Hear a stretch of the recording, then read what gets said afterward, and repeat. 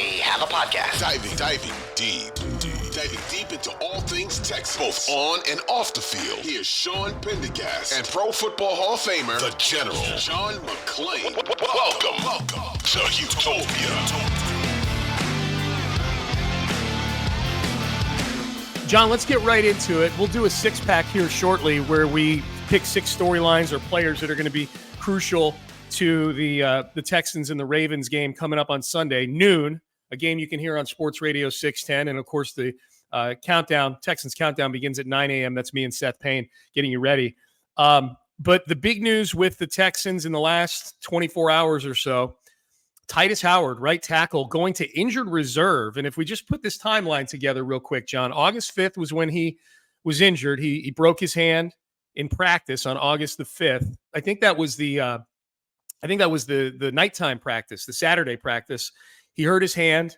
Turned out it was a broken hand. He went in for surgery shortly thereafter. And the time frame that we were given for Tytus Howard's return was 4 to 6 weeks from the injury. 4 weeks would put him in line to be ready to play this coming Sunday against the Ravens. 6 weeks, obviously, he's going to be missing a couple of games. As recently as earlier this week, he was practicing on Monday with a club hand cast sort of thing.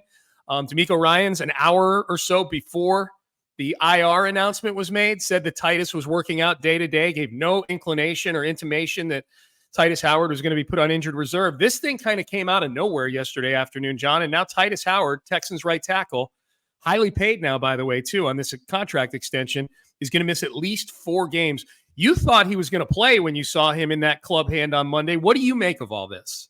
I think he went out there and he practiced with the club, and it didn't work. He's in a lot of pain.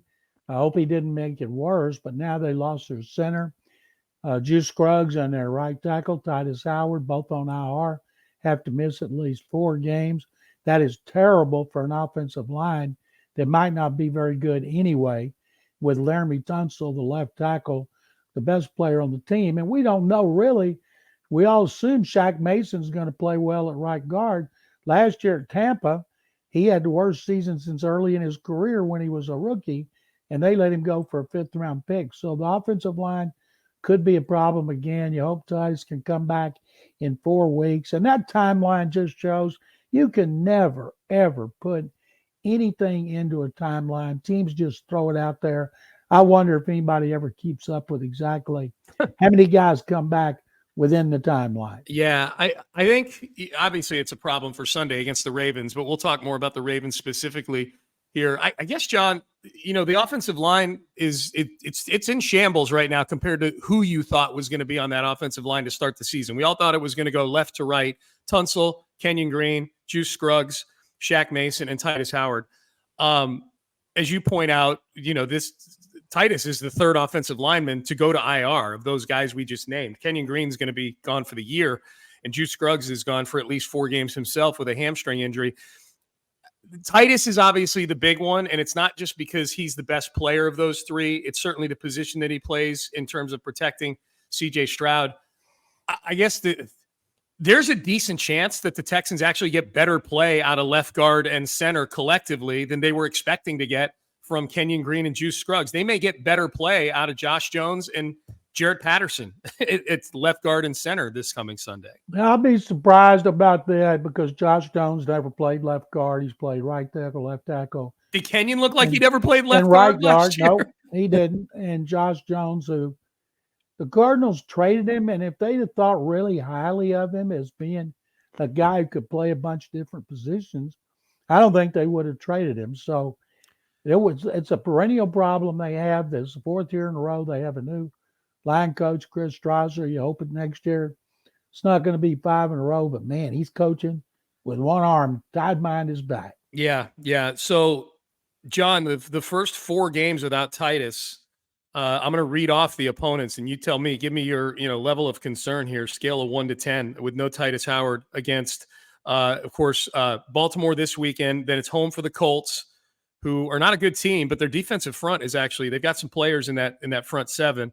At Jacksonville week 3, and then Pittsburgh coming here in week 4. 10. Yeah, huge concern, right? It's going to be a huge concern every game this year. If you got a rookie quarterback and you can't protect him, and the strength of your offense is your running game, and you can't run block, maybe they'll surprise everybody. Bobby Sloak, the new coordinator and play caller, what a predicament for him to start off with, because they thought they were going to have stability, and that's exactly what they don't have. Yep, it's bad. So that's the big news. Tytus Howard.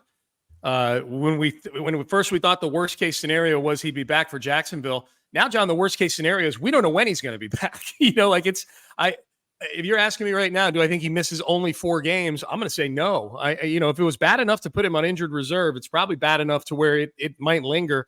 And I think a lot of people think back to Laramie Tunsil's injury that he had back in 2021, where it looked like it was only going to be a certain amount of time, and then he missed the rest of the year. I think there was more going on than just Laramie's. I think it was his wrist, not his hand. I think there was more going on with Laramie than just his wrist that season. Yeah, I don't know what it was, but I agree. I thought it was his thumb. And, it might have been his thumb. Yeah, whatever it was, you'd think he could have played. Yeah, but he didn't get used up that year. And now that they're supposed to be better, this to me is just disastrous for the Texans to have an offensive line with 3 starters, 3 guys they thought would start out.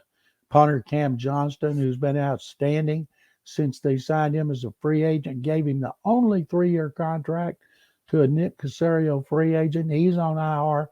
Not a good way to start the season. Nope, not at all. Okay, so thanks for watching. If you enjoyed this video, please don't forget to give it a thumbs up and subscribe to our channel for more content like this. If you want to see more of our videos, be sure to check out our playlist and let us know what you think in the comments below. Also, don't forget to follow us on social media to stay up to date on our latest updates. Links are in the description. Thanks again for watching, and we'll see you in the next video.